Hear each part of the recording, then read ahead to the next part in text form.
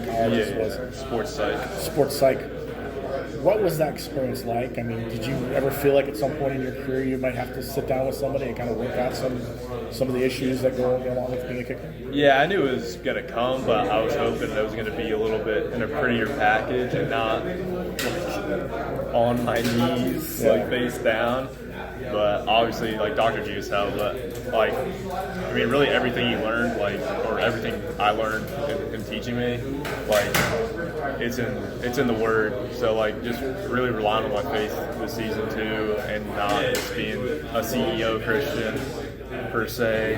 So Christmas, Easter, Holy. So I'm not trying to be that type of guy, and really just be like leader on the team from a faith aspect and say, hey, like, I did learn all this cool stuff, but like at the end of the day, like my identity is not kicking, it's in Christ. So just being able to take that approach too has taught me a lot. It opened up a lot of doors. Was there a moment towards the end of last season did you feel like, man, I need to, something's not working right, I know you talked about the physical aspect of it, but was there some point of it like the mental aspect, you're like, I need to see something about that? Was it a point in the middle of the season, or when did that kind of hit you, I guess? Yeah, kind of like after the OU game, I was like, dude, I don't know how much longer I can go. Obviously, I mean, I feel bad I haven't told anybody this, so I'm kind of like trying to just be vulnerable, but like, yeah, like after the OU game, like I couldn't, like before the game, like that, like it was a bye week, so like on that bye week, like I could barely walk, and then I just Advil and Tylenol got me through it. So it's like, it was definitely weird, but I mean, yeah, it was. I don't know. I don't even know how to answer that. I'm sorry. Like it was just like I just haven't thought about it in a while. My bad. I'm just trying to like recollect all my thoughts. But can you ask me that then, please? Can you ask the question again at the end? Yeah. Was there a moment last season when there's so many moments where I'm like, oh my gosh, I just felt so weak. Like the physical aspect affected me mentally. Mm-hmm. Like obviously having a game like Boise was cool, but at the end of the day I was like, bro, am I doing this for the right reasons? I just felt like I was just being selfish, honestly. Like, what was the biggest pressure? What's the biggest pressure there? The pressure you were putting on yourself, or did you hear outside noise? No, it was all me. Like it was just man, like the song "Hold On Loosely" by what was that band?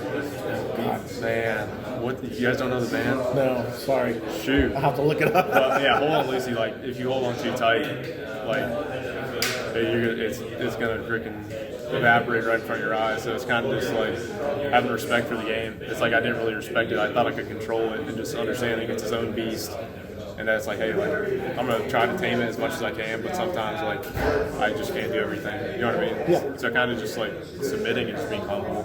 That's really the biggest thing I've got out of this season. Did you ever, at some point, you kind of sound like, was there a moment where you thought about not kicking again? I mean, it's like some guys kind of get that way. I mean, there's a moment that you feel like maybe I don't want to kick again for it? Yeah, no, definitely. Like I'm not gonna sit here and lie. Like I literally like going into the spring, I was like, man, like I know all the stuff now. Do I even want to do it? Like, I feel like a lot of young kickers need to hear this too, because like it's not like it's cool going 100%, but like at the end of the day, it's like you're human. Yeah. So it's like, yeah, man, it's. I'm so sorry. It's just hard. How much is mental in kicking, and how much is physical? Like you know how to kick. Yeah, like obviously, like there is some times where it's like it's nice that I can hit a 70-yard field goal, like when I hit it right. But at the end of the day, it's like it's all between your ears. So where are those ears right now? What's between those ears right now at this point in spring camp? Where do you feel you are in this journey, this process? I would say I'm at the best I've ever been, to be quite frank. Like the medical team got me right with the break we had off, giving me workouts and really what to do, just to have that time. Because like again, I was being selfish, like in the recovery process. Like, hey, bro, I'm fine. Like the pain's a 2 when it's really an 8. So it's like me lying is also hurting everybody else. It's kind of a football mentality a little bit, though, isn't it? Like, where a lot of guys will get work. You mentioned it earlier, like work through the pain because you don't want to like let your teammates. It's just that's what I thought I was doing, but at the end of the day, I was just like I learned, but I didn't realize how bad the pain was. So. But wait, can you ask that question again? I'm so sorry. I'm just asking where you are. I was like, I got in that mental. Yeah.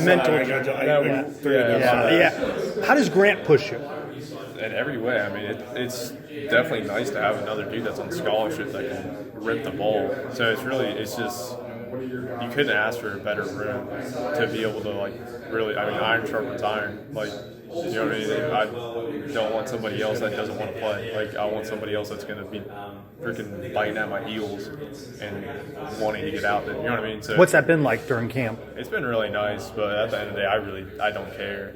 Like, I'm going to compete against myself. Like, I try to not watch anybody else kick, whether it's on TV or in front of me, because, like, I got my process. I kick the way I kick. Like, I don't want to have anything in my subconscious messing with my routine.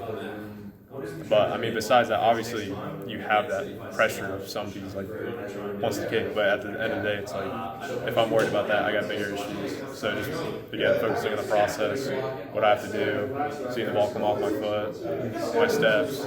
It's just, everything's a lot more technical now versus last year, the year before, where it was just, like, very freestyle, flowy. And, like, the form I have now doesn't rely on if I'm 100%. Like, I can kick it 30% now and still hit a nice clean ball. You'll have spring, you'll have fall, right? But don't you need high leverage, high pressure situations in games to really see where you are in this process? No, I don't think so. No? I mean, like, if you got bigger issues if you think that high pressure is going to affect you.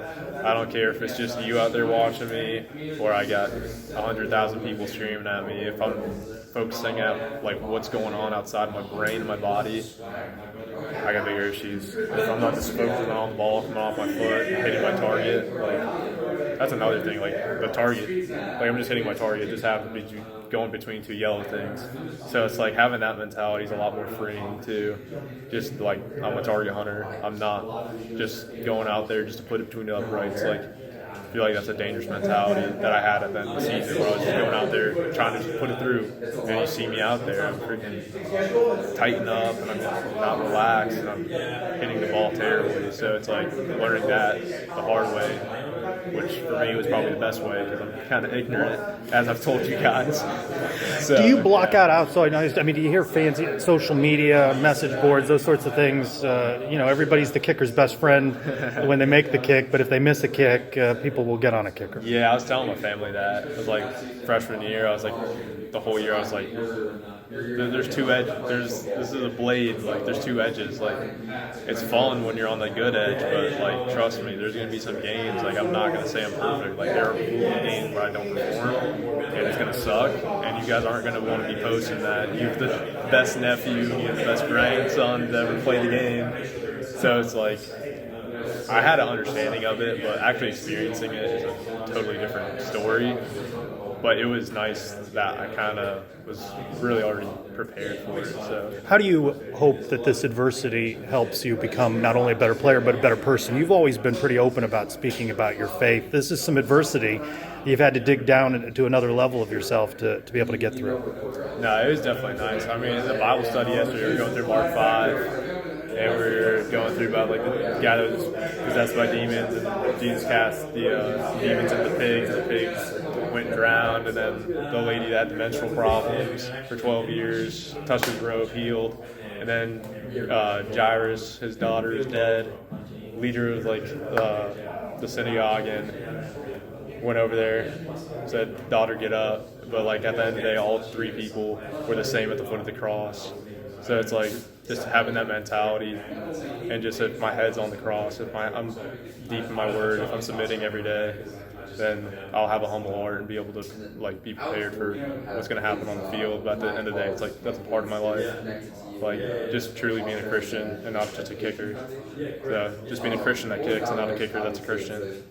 So yeah.